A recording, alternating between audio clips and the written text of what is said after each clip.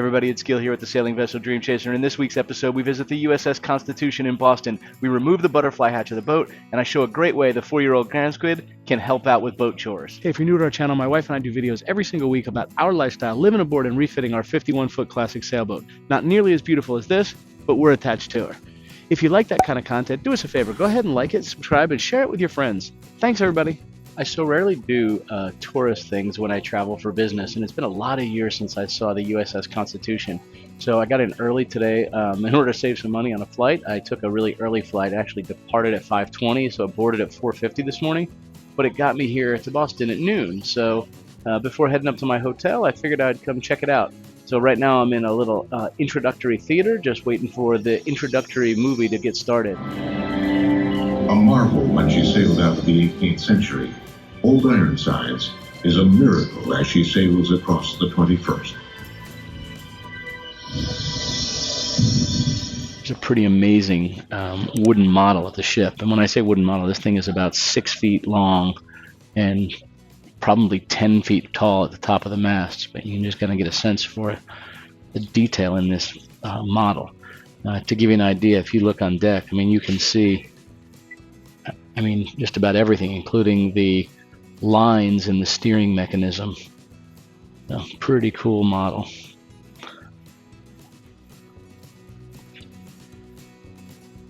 Hey Debbie, you want a cool masthead on the boat? This is a billeted warhead that was commissioned to be carved for the USS Constitution. Pretty cool, huh? And then there's another portion of it right there.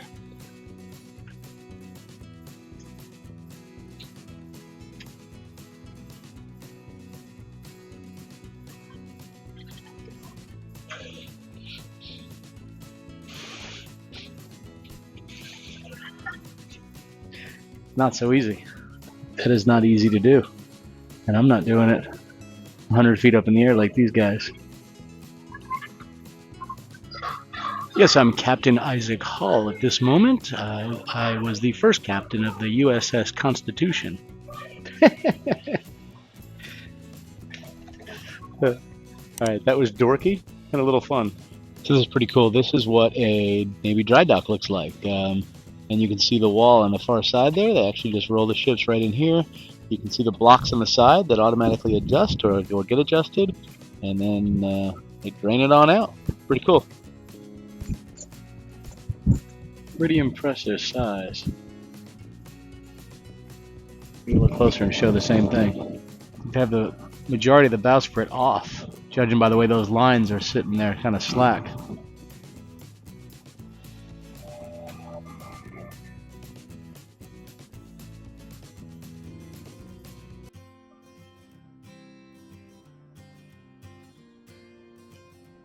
How's that for a little observation area? I don't know what's in that room, but I know I love the idea of waking up in the morning and looking out our windows onto the sea. That would be a pretty cool way to sit and relax.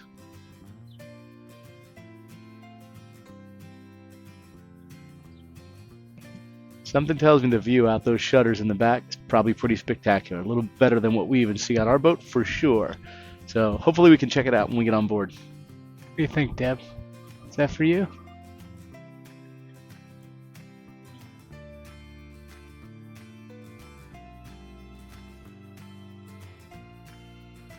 There's a big old cleat instead of belaying pin racks.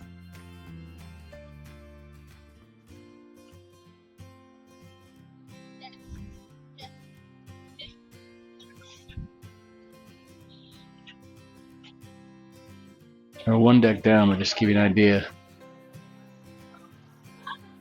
There's a few cannons down each side.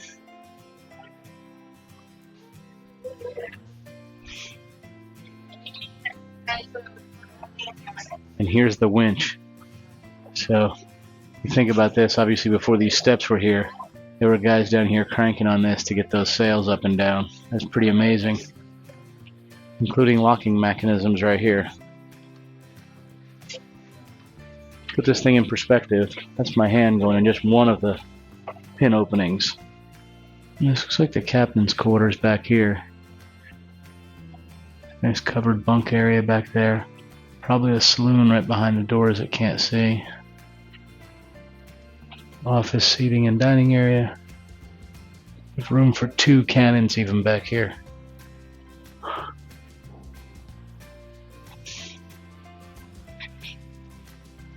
don't know if this is a forge or something. I'm up at the bow of the ship. Pretty amazing. These are winches for the anchor lines, I'm assuming. It does connect up to the anchor chain near the front. Creep shot. Star shot. Canister shots. Some of these will do some damage to a hull. So this is the second deck down below the main deck. These look like some types of quarters maybe for officers.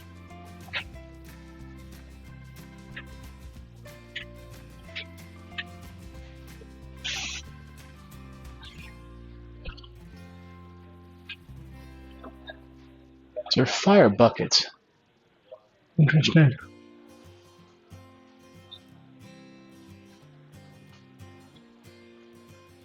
The idea on what the bunks looked like in here. Still hanging, which would probably be good for a ship like this.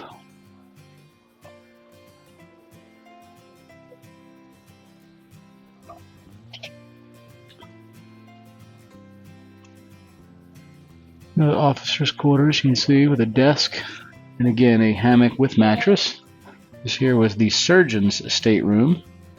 This cot's folded up, you can see it hanging in the corner.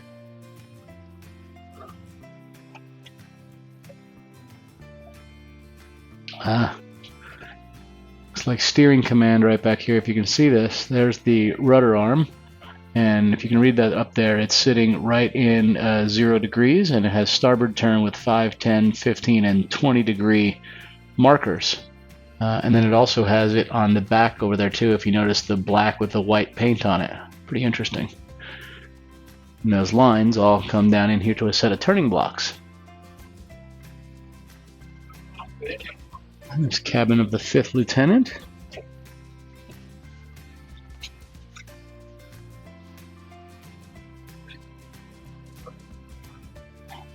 Fourth lieutenant, as we move forward, we're going up.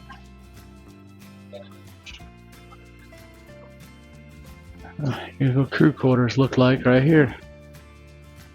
And unlike what I showed in the museum before, this is the real thing.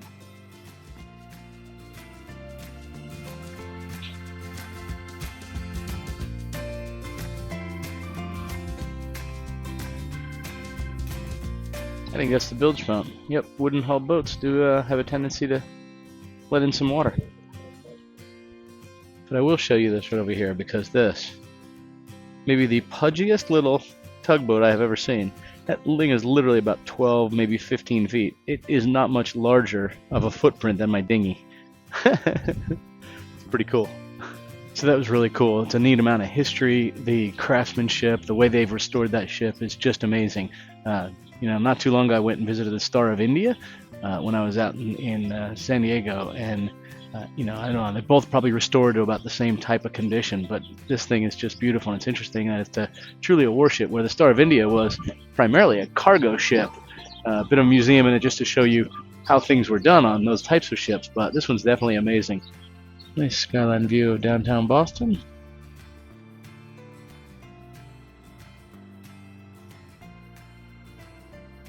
All the way over there to the garden. And I think that's the Tobin Bridge with all the suspended lines on it. Pretty cool. There's a good full ship view of the Constitution right there. Hey everybody, it's Gil here with the sailing vessel Dream Chaser, and I just got back in from out of town late last night. It's Sunday morning. I'm back down on the boat. Wanted to check everything out. The companionway rails look pretty good, so I'm actually, I don't know if you can see this, I'm sitting on the companionway, and the rails do look pretty good. But yeah, I'm pleased with what I've seen so far, so that's a good start for sure. But the thought was today, I'm going to try and get a little bit more sanding done down in the salon, and I may also take off the butterfly hatch again. I really would like for them to just paint all the way underneath it and have me rebed that on top of the painted surface as opposed to the way it's done now. So I'm going to see how easy this thing comes off of here, and I I think it should still come off real easy because I hadn't fixed it down. So I think I want to pull it back up. I'm hoping that when they fiberglass the deck, it didn't kind of fiberglass it in place. So we shall see. A very, very big spider. It was like this big. Oh my gosh, that's huge. Its teeth was like this big, and its tusks were like this big. It had more than one tongue? The tongue was like this big. Oh my like gosh. This big. Whoa.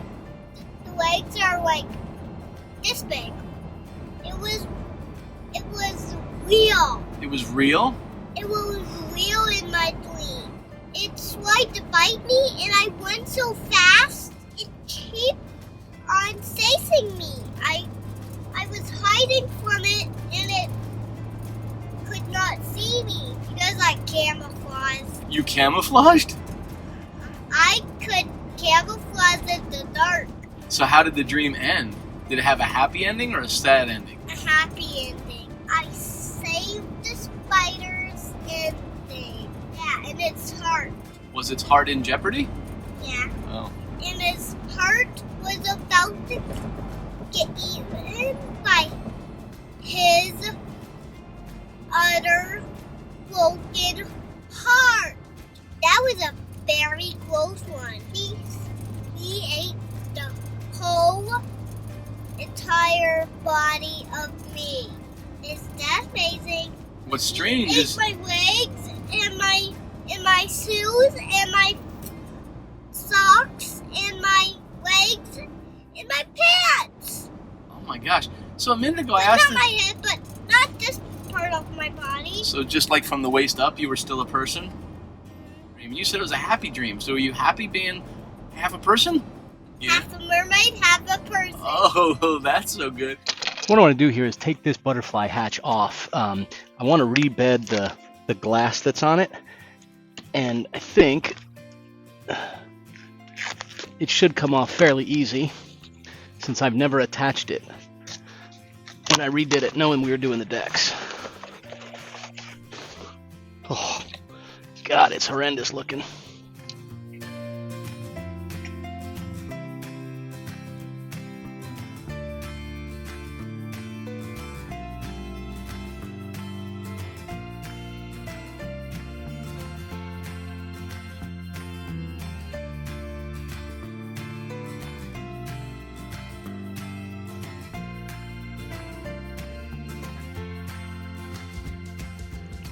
So I'll kind of show you what I have here. I do think that I need to ask the yard to do a little bit of work on this lip. When they did the decks and added the additional glass, I don't believe they lifted this out and ran it right up against it. In order to get a nice even base here where I don't think I'm going to end up with any leaks, I want this glassed up and over it. Now, whether I do an epoxy fillet or they do, but I think we need to do that. I can also see over here, we got some glass that's, you can see where it was rolled in there, but not necessarily smoothed out on the edge. It's still sort of not wetted out. So definitely want to get that part kind of done. Make sure that these side edges are not an entry point for leaks.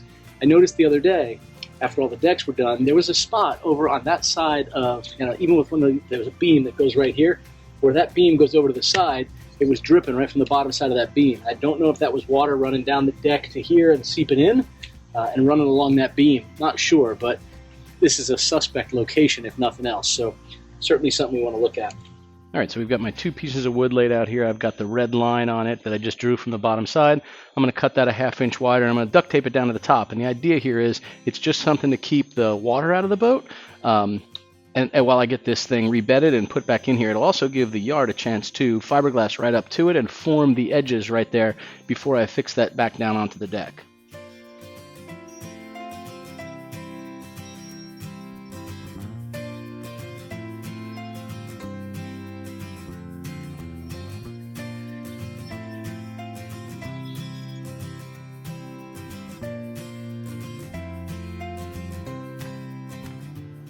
The right tool makes all the difference in the world. It's nice to I can make 2 cuts on this versus going all the way back up to Mandeville and using my bandsaw, but that sure is nice to do. So it's always Murphy's Law. I actually didn't have any duct tape, and I need to duct tape this wood over the opening that I just made by removing the butterfly hatch. So of course I had to run to the store, You know, it's like anything ends up being an hour delay, but it's what we had to do. So got my duct tape, and I'm about to tape it down. All right, we will start with this back piece.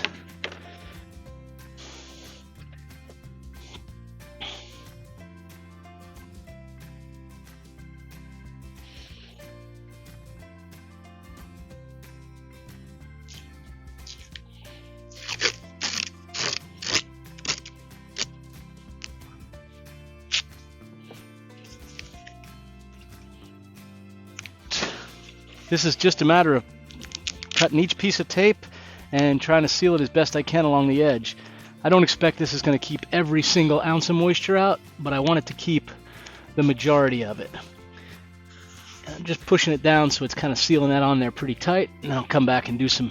I think we need a little warning on here.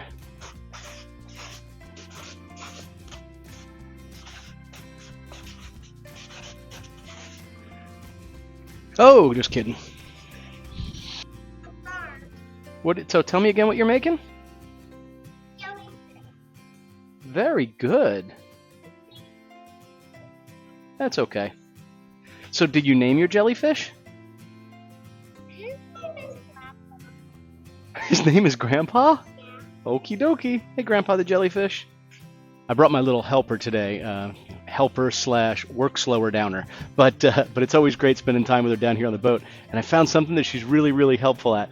So a while back, I had actually dropped a tool, a pry bar, down in the lower bilge. It's really tough for me to get it. Even if I lay on the floor and hang at my waist down below, it's just a little bit beyond my reach. So today she had her little backpack, and she had some toys in it, and she was carrying it over the opening in the stateroom floor, and she dropped it. It fell right down in there. So I asked her if she wanted me to lower her down in there, and she's like, no, it's scary, it's scary. So I turned on a few lights down there, and I said, you sure you don't want to try it? So she agreed to give it a try. So I held her by her ankles, and I dipped her down into the bilge, and she did so good getting her backpack. I'm like, okay, now can you go back and get my pry bar? So she got that, and then she came back up. She's like, hey, there's a glove down there. So she went back down there and got a glove, and then I saw something plastic, and it looked like one of those little travel size shampoo bottles. So she got that too. But I set up the GoPro because I had to get the last footage of this. I'd be standing, over the opening with my legs spread, holding her by her ankles and dipping her all the way down into the bilge upside down so she could reach down there below the prop shaft and grab the stuff that was dropped. It was pretty comical. Hey, there's also this. Let me show you something else too. You see that white plastic thing on this side of the shaft? You see the silver thing? There's a white plastic thing over there. After you get that glove up there, I'll lift you up and we'll get the plastic thing.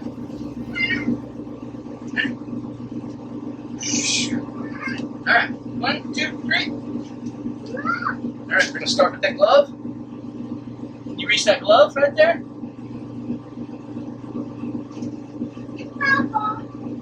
Alright, you ready to get that plastic piece? Watch out for my phone, watch out for my phone. Here, grab that plastic piece. Put your arms down there. You ready? Got it. Alright. Yeah, Alright, I got it. hands down. Yeah. Slap me 5. You are a king bilge climber. Yeah. A bilge inverter. So I think with the hatch taped up, I think at this point I'm going to call it a day. Try to get home early. Like I said, I was out of town all week. Spent a little bit of time here. Didn't get a whole lot done, to be perfectly candid. But I was thinking about doing is maybe seeing if I can fly the drone and get some footage of the boat sitting right here. I hadn't flown the drone since, well, I think I've only flown it one time since Deb got it for me for Christmas. So this is a good excuse to try it. It's not very windy today.